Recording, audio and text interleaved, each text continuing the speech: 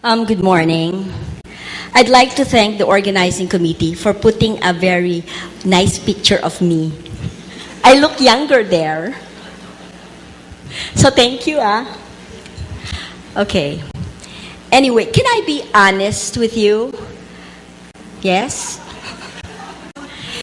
You know, as a vaccine advocate, I actually had difficulty trying to come up with this talk this morning. It's all about how vaccines cause adverse events. Because you know, as vaccine advocates, we always outweigh benefits over the risks. So I found it really very difficult. And, you know, because I wanted to make the presentation very objective. Ano ba ibababa dito? Page down? Okay. So, I have a disclaimer. I think it's more important, especially in plenary sessions, that you need to disclaim that I am the Director for Clinical R&D and Medical Affairs of GSK Biologicals in the Philippines. Prior to my involvement in GSK, also, I received honorarium from other companies. But now, I am restricted. Anyway, so childhood immunization has been one of the most successful preventive health measure in this century. And I always believe in the old English adage which says that an ounce of prevention is definitely worth more than a pound of cure. Now, recommendations for vaccinating infants, children, adolescents, and adults are based on the characteristics of immunobiologicals, the scientific knowledge and the principles of active and passive immunization, and of course the epidemiology of diseases, as well as judgments of public health officials and specialists in preventive medicine. Benefits and risks are associated with the use of all immunobiologicals, including vaccines. No vaccine is completely safe nor completely effective. Benefits of vaccination range from partial to complete protection against the consequences of infections, ranging from asymptomatic or mild infection to severe consequences such as paralysis or death. And that the risk of vaccination range from common to minor and inconvenient side effects to rare, severe, and even life-threatening conditions. Thus, recommendations for vaccinating infants, children, adolescents, and adults should balance the scientific evidence of benefits, costs, and risk to achieve the optimal levels of protection. As practitioners immunizing individuals, infants, children, adolescents, and even adults for that matter, we often encounter patients who have reservations about getting vaccinated or getting the vaccines for their children, or who may actually decline getting vaccinated themselves. You know, there can be many reasons for this fear of or repulsion to vaccination. Some may have religious and philosophic objections. Some think that, you know, vaccination may be a meddling of the government because they think that this is more a personal choice. Others may be concerned about the safety and or efficacy of vaccines. And some believe that vaccine-preventable diseases no longer pose a hazard to health. But what they do not understand and maybe have forgotten is because it is because of vaccination. That's why vaccine-preventable diseases are now being eliminated and or eradicated. Okay. Before proceeding any further, we need to put things in their proper perspective. Vaccines, just like any other pharmaceutical product, undergo strict quality and safety monitoring. Therefore, when you look at the quality and safety of vaccines from development to delivery, vaccines should be held to a high standard of safety. And that we should know that vaccines, just like other pharmaceutical products as well, have stringent measures that are in place to ensure the quality and safety of these vaccines as far as research and development, manufacturing, licensing, transport and storage, even use of the vaccines, and of course the disposal of the needles and equipments that we use after each vaccination. Just like any other pharmaceutical product again, vaccines actually undergo very careful evaluation, not only on its effectiveness and efficacy, but more importantly, they look at the potential harmful effects of these vaccines both in vitro and in animal models before they are put into phase trials with humans. If good safety results are achieved, then these products will undergo phase trials with humans. Once the vaccines are licensed for general use and, of course, mass administration to large populations, this monitoring on the potential harmful effects and safety of vaccines undergo and are done.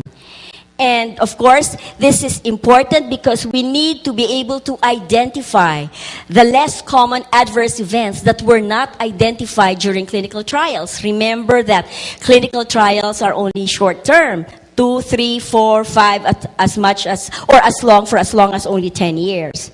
Therefore, it is important that we continue monitoring the safety of vaccines to be able to identify those events that were not identified during the clinical trials. We need to be able to identify as well the events that occur after a long time. Because again, like we said, trials are usually only short term. And that we need to be able to look and identify events that occur only in specific subgroups of the target population. The safety monitoring of licensed vaccine is usually done by spontaneous reporting system. AEFI, or adverse events following immunization, are often reported to health authorities. However, sometimes, and most of the time, post-licensure monitoring may have to be done in a more formal Phase 4 trials. The detection of adverse events following immunization does not necessarily mean that the event was actually caused by the vaccine. Determination of the cause and effect relationship requires further investigation. Numerous regulations are in place to ensure the safety and quality of vaccines. This includes precise identification of the materials that will be used, compliance with the principles of good manufacturing practice, use of detailed control procedures, and an independent release of vaccines on a lot-by-lot basis by national regulatory authorities. The quality and safety of vaccines rest on national regulatory authorities of the country of manufacture up to the country where it has been exported. So even the receiving countries, the national regulatory authorities of receiving countries have the responsibility to monitor the quality and safety of vaccines. Now, with regards to transportation and the storage of these vaccines must be constantly kept at optimal temperatures. Typically, your 2 to 8 degrees, which is your refrigerator temperature, from manufacturer to the point of use. Remember that vaccine quality is the shared responsibility from the time the vaccine is manufactured up to the time that the vaccine is administered to patients. Of course, in developing countries, this could be a logistical challenge. The setup of monitoring that the temperature is maintained is called the cold chain. And any break in cold chain can make a vaccine impotent. There's no Viagra or Cialis to be able to, treat the cold chain inadequacy. Therefore, it is important that we, as physicians who vaccinate, should be able to follow and adhere to guidelines of cold chain and temperature maintenance. Now, most of the vaccines are actually delivered by injection, and that the World Health Organization actually promotes safe injections as a priority.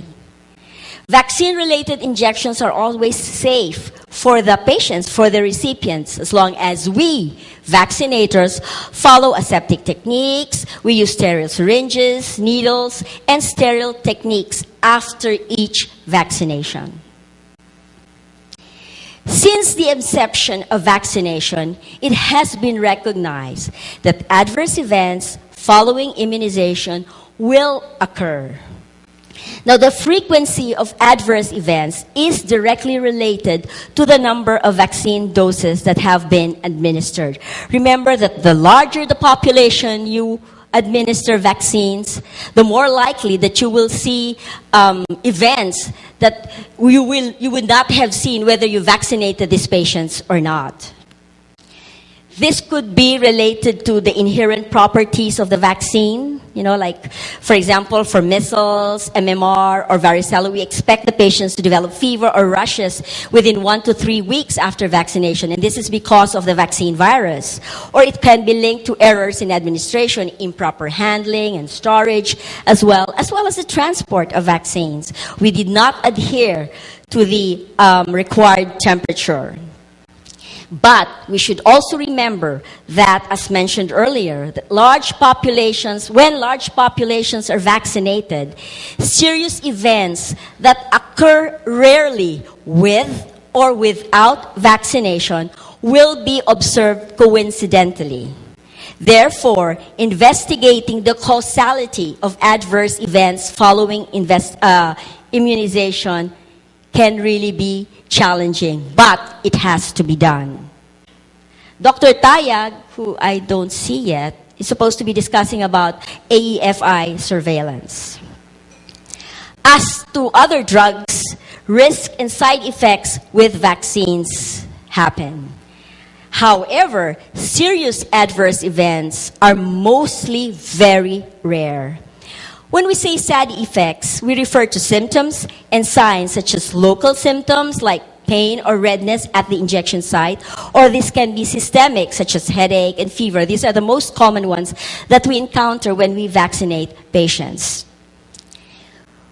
We use the term adverse event to mean something that occurred at about the time that a vaccine was given.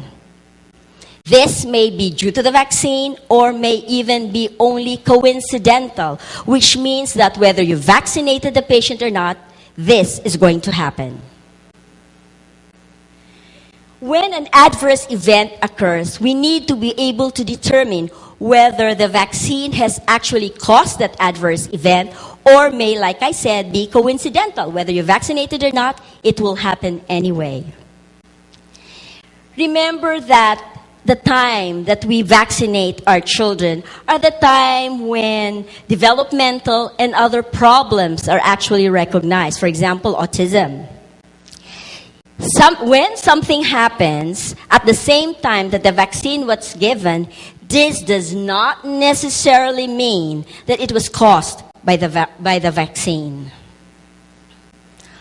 Although vaccination programs have saved millions and millions of lives the world over, some actually blame them to cause conditions that are not even completely understood, despite the fact that there are no scientific evidence. This would include exacerbating asthma or causing asthma, autism, diabetes, multiple sclerosis, and even the sudden infant death syndrome with DTPW.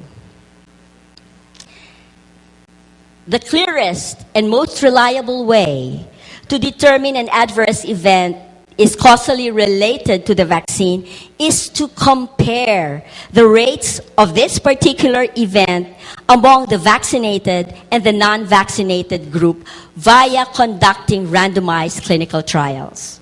However, these trials can never be large enough to assess very rare events. That is why post-marketing surveillance is important to be able to identify events that are potentially related to vaccination. Assessments as to whether a vaccine caused a particular adverse events vary from causal observation to carefully controlled clinical trials.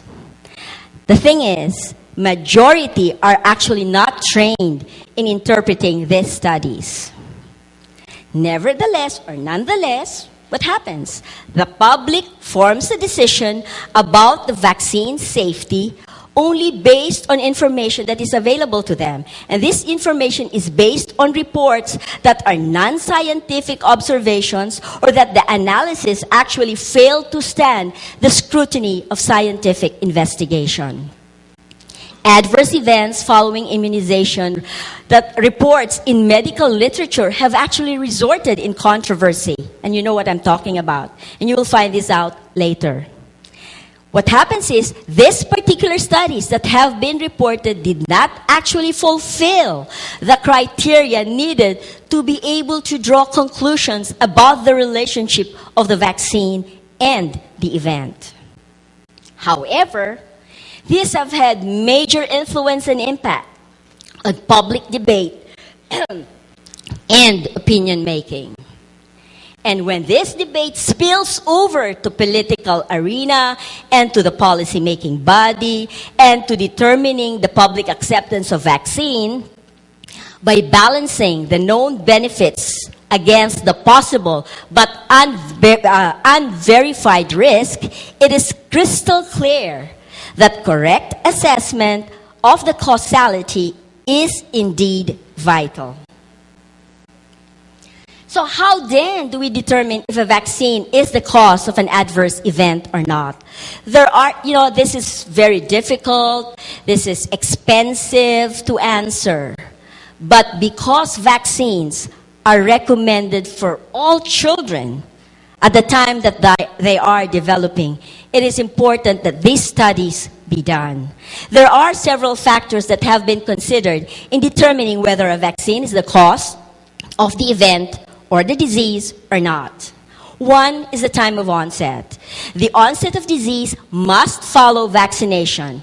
If, however, the symptoms occur before the vaccination, it is unlikely that the vaccine is the cause of the event or the disease. What about virus isolation?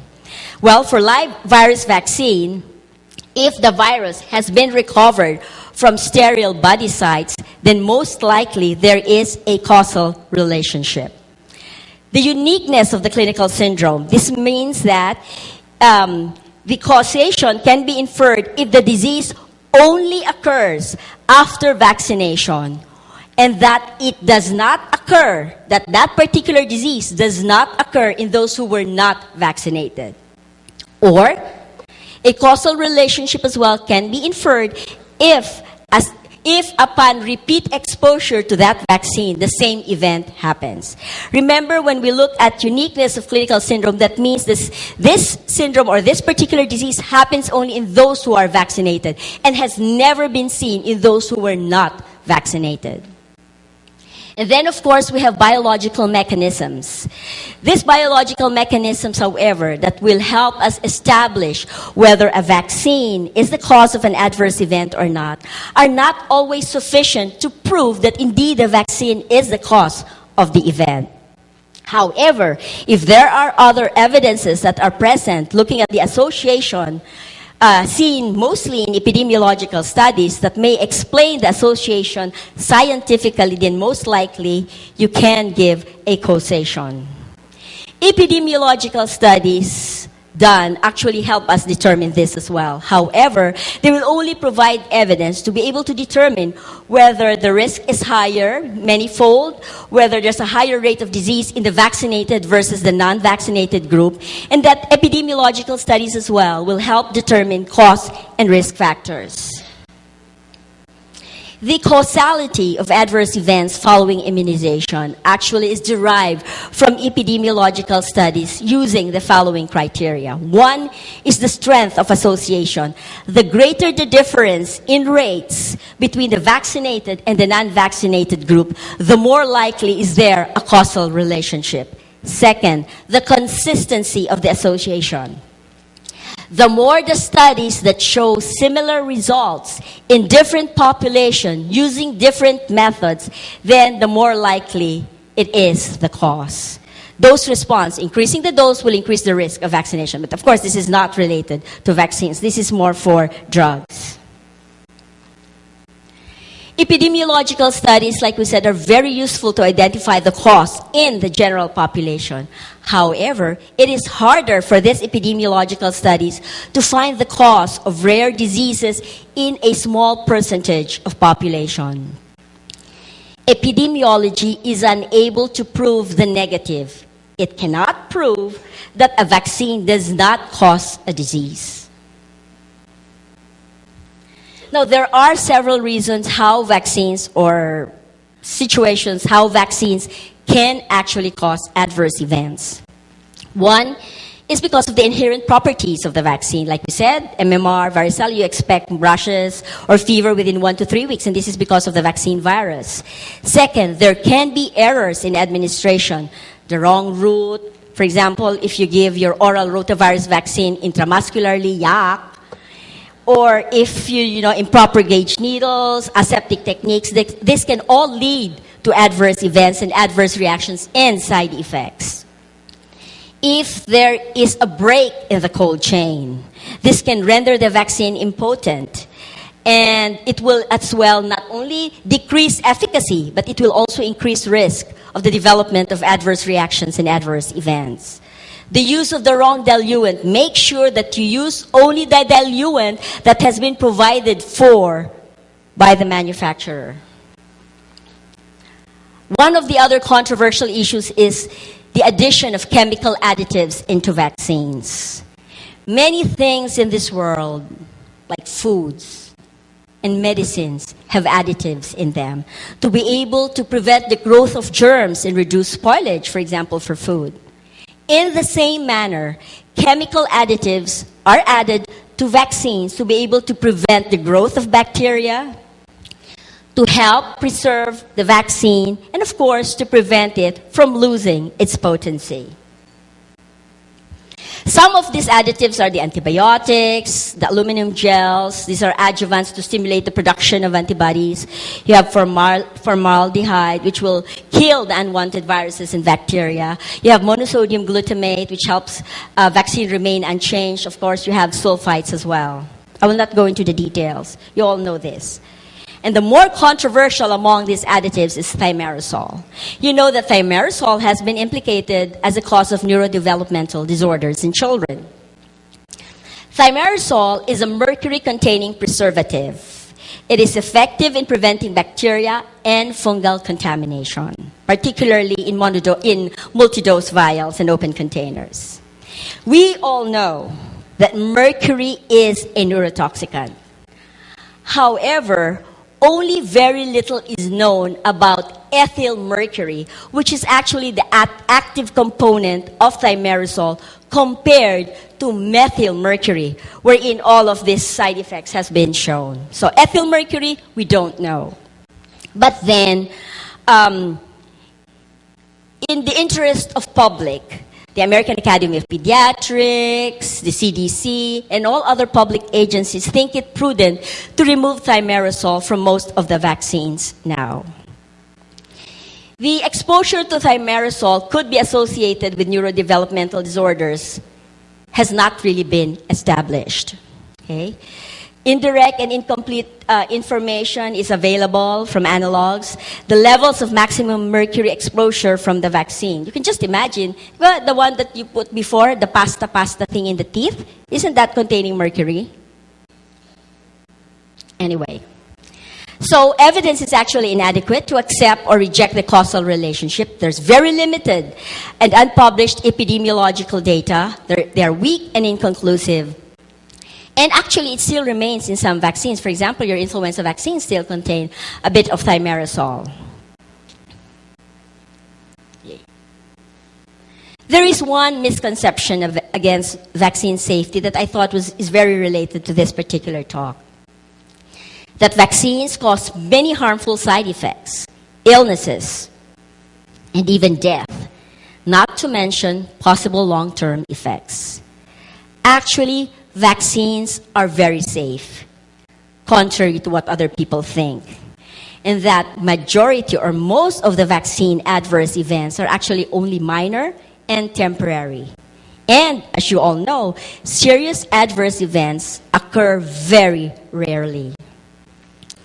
Because of the fact that vaccines causing death are very few, it is very difficult to establish the risk of dying from this particular vaccine. Halos wala. You don't see death from vaccines. Very, very rarely. So it's difficult to assess the risk statistically. There is little or no evidence that exists to even suggest that vaccines actually contributed to reported deaths.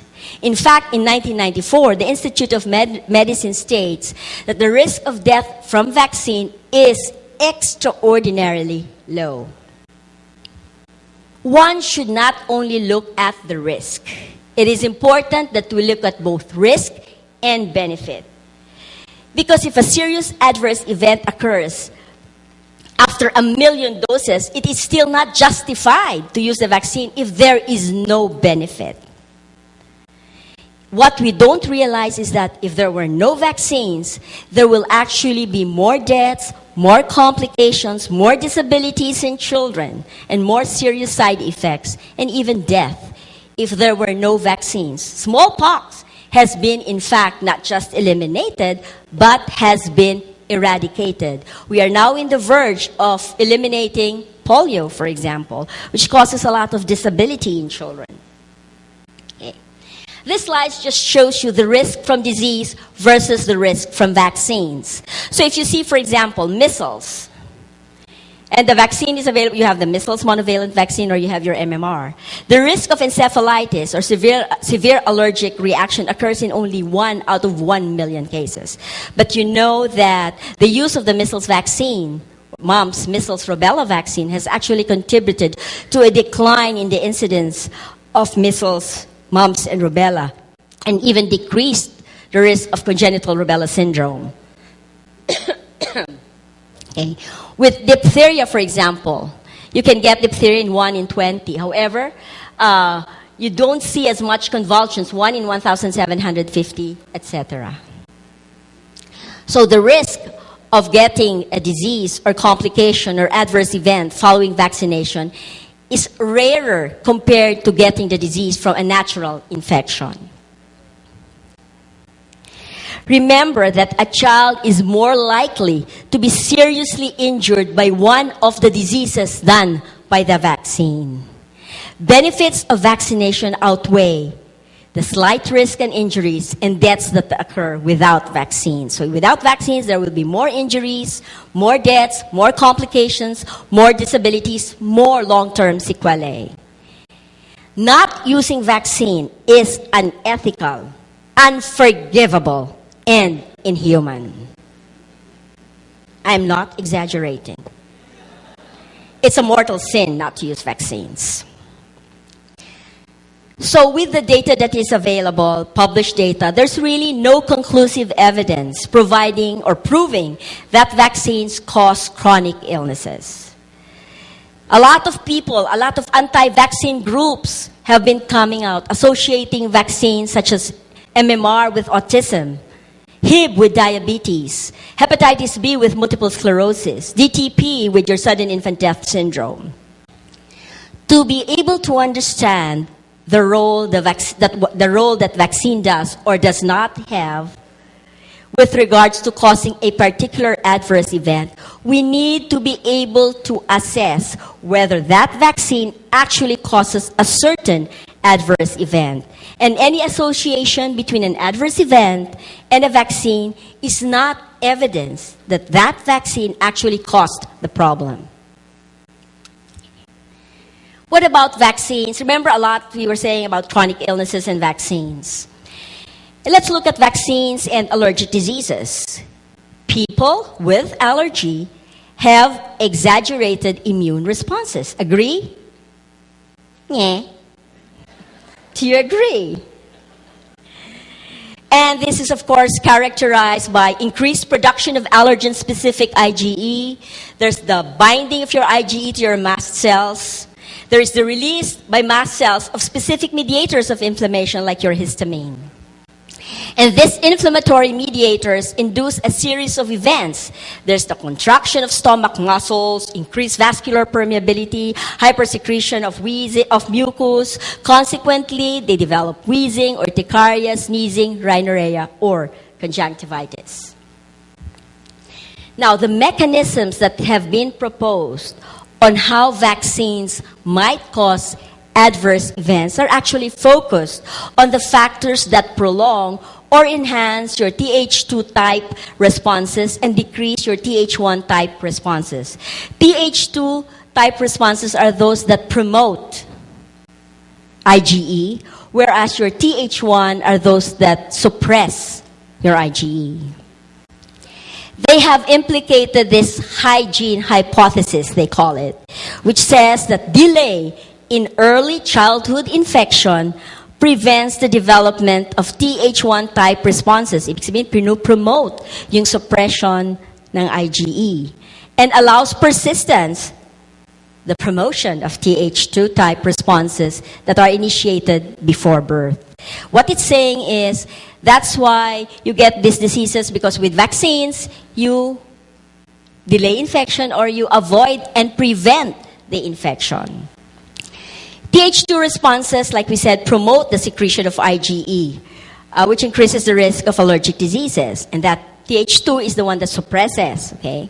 Vaccines prevent childhood infections. Some say that they may actually prolong the Th2, the promotion of your IgE type responses, and increase the risk, therefore, of allergens.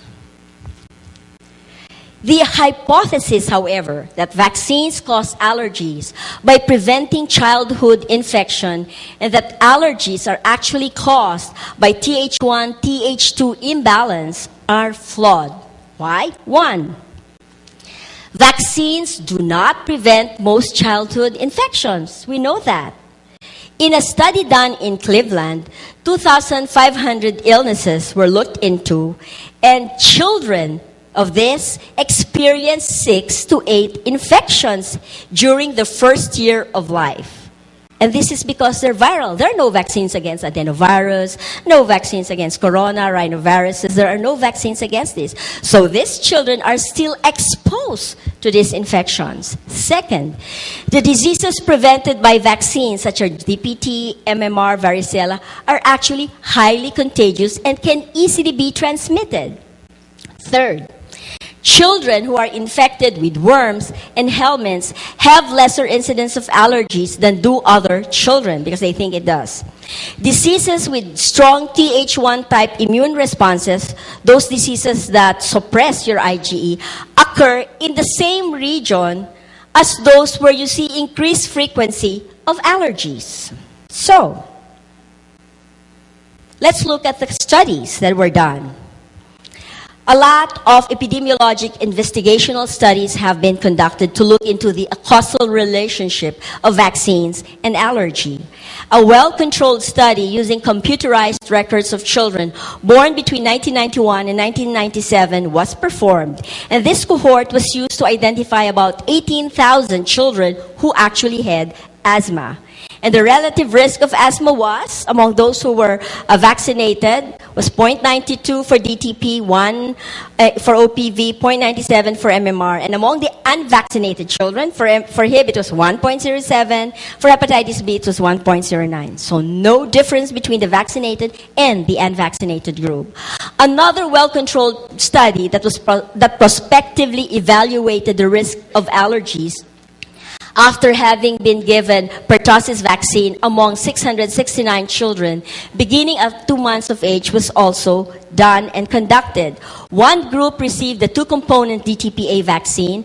The second group received the 5-component DTPA or DTP whole cell vaccine, and the control group received your DT vaccine. These patients were followed up to 2.5 years, and the risk of allergy was actually determined by doing parent questionnaire and medical records. The occurrence of asthma, atopic dermatitis, allergy, rhinoconjunctivitis, urticaria, and food allergens were monitored.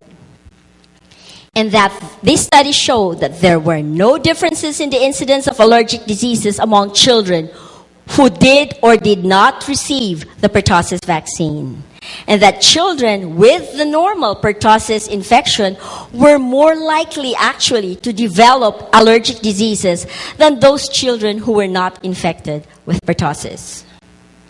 So, other controlled studies also found no evidence that vaccines increase the risk for allergic diseases, and that these studies failed to support the hypothesis, indeed, that vaccines cause allergic diseases. So it is unable to support the hypothesis that vaccines cause allergy. Erase. Okay. What about vaccines and autoimmune disorders or diseases? The pathogenesis is dependent on the recognition of self-antigens by activated T and B cells. Now, several infections have actually been shown to cause autoimmune diseases. For example, your group A beta hemolytic strep causes your rheumatic fever, which may lead to rheumatic heart disease. Now, the mechanism by which infections are likely to cause autoimmune diseases is referred to as molecular mimicry. Biological organisms can share some parts of many genes, and some of the microbial pathogens, proteins of these microbial pathogens are similar to the human proteins. And in responding to the proteins that are found on invading microbes, the immune system might also inadvertently respond to self-proteins, which is molecular mimicry, and then cause damage. Now, the hallmark of multiple sclerosis, one of the autoimmune diseases to which vaccines have been implicated, is the loss of myelin in the central nervous system. Okay. Now, these activated self-reactive T cells are believed to infiltrate the central nervous system and attach to self-antigens, which are called your myelin basic proteins, and cause demyelination. Hepatitis B and the influenza vaccines have been proposed to cause or exacerbate symptoms of multiple sclerosis by the molecular mimicry way.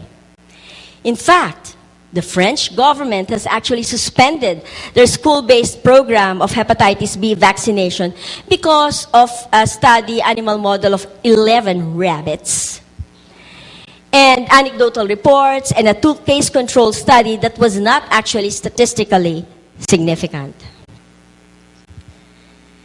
The hypothesis, therefore, that hepatitis B vaccine causes multiple sclerosis is also flawed.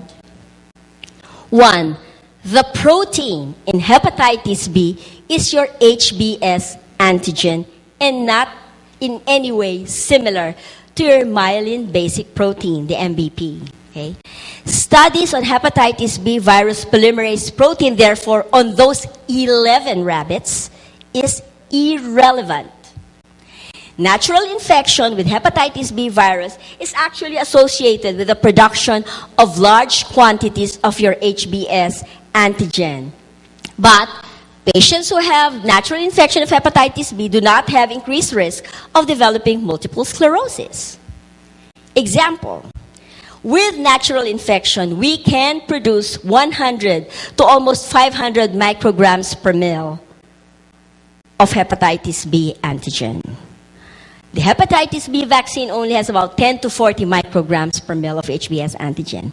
Therefore, an adult weighing, or not weighing, but has 4,000 mils volume of blood, if he gets natural hepatitis B infection, times 100 micrograms will have 400,000 micrograms of HBs antigen. But that particular individual is not at an increased risk of developing multiple sclerosis. So, hepatitis B and multiple sclerosis do not have any causal relationship. Now, the capacity of vaccines to cause or exacerbate symptoms of multiple sclerosis has been evaluated in several well-controlled epidemiological studies. And 2 of these large case-control studies evaluated whether hepatitis B indeed causes multiple sclerosis or whether Hep B, tetanus, and influenza can exacerbate the symptoms of multiple sclerosis. There were more than 121,000 nurses who were followed up from 1976, and about 116 over nurses who were followed up from 1989 to be able to identify 190 women with multiple sclerosis. They had about 645 matched controls. Vaccination status of these patients were determined via mailed questionnaire and were confirmed by vaccination certificates. So the results show, don't ask me about multivariate, etc., etc. But what it shows is that there was no association with the number of doses of hepatitis B vaccine and the risk of multiple sclerosis. A second study looked at about 643 patients with relapse of multiple sclerosis between the period of 1993 and 1997, and this was taken from the European database for multiple sclerosis, wherein their vaccination status was also determined via telephone interviews and, of course, medical records. Exposure to vaccination within 2-month period before the relapse compared with 4 previous 2-month control periods to determine the relative risk showed the following, which means that vaccines do not appear to cause or exacerbate the symptoms of multiple sclerosis. Other additional well-controlled studies found that the influenza vaccine did not exacerbate symptoms. Because between hepatitis B and influenza, actually influenza is the more that would probably be related to MS because it has proteins that are very similar to your myelin basic protein. But they did studies. One was a retrospective study of 180 patients who had relapsing multiple sclerosis. In that they found that infection with influenza virus was actually more likely than immunization with influenza vaccine to cause exacerbation of symptoms. So the patients who acquired the natural infection had a greater risk of exacerbation of their symptoms compared to those who were vaccinated. Your myelin basic protein T-specific cells were mildly stimulated after natural infection, but not after influenza immunization. Therefore, this finding suggests that influenza vaccine is more likely, in fact, to prevent than cause the exacerbation of multiple sclerosis. What about vaccines and type 1 diabetes? The type 1 diabetes is attributable to a deficiency of your insulin that is caused by the destruction of your pancreatic islet cells. And that antibodies are directed against these pancreatic islet cell proteins are usually present among these patients who have type 1 diabetes. Natural infections can actually cause type 1 diabetes as well in genetically susceptible individuals. The hypothesis is about vaccine and diabetes causal relationship is that the timing of vaccine either causes or prevents type 1 diabetes. Uncontrolled observational studies were conducted as well, and the first was tested among individuals, and they showed that there was a lower incidence of type 1 diabetes among subjects who were given BCG at birth. Okay? So early administration of BCG actually results in a lower incidence of type 1 diabetes. Okay? So that's what they're saying. It prevents type 1 diabetes. In Finland, higher incidence of type 1 diabetes among those who were given 4 doses of Hib vaccine compared to those who received only 1 dose at 14 months of age. Okay, so they're saying that there's higher incidence of type 1 diabetes if you have multiple doses of the Hib vaccine compared to one who received the vaccine at an older age and had only 1 dose. Now, subsequent studies, however, showed that early administration of BCG did not prevent type 1 diabetes, and that the analysis of the Finnish study was actually incorrect. That Hib vaccine did not show, that the administration of Hib vaccine did not show any significant difference in the incidence of type 1 diabetes among Hib vaccinated infants when they were followed up for 10 years. Now, more than 21,000 children in another study in the U.S. received Hib conjugate vaccine between 1988 and 1990 when the vaccine was introduced. And these children were followed up to 10 years. And they show that the risk of type 1 diabetes when compared with children who did not receive the vaccine was 0.78. Okay.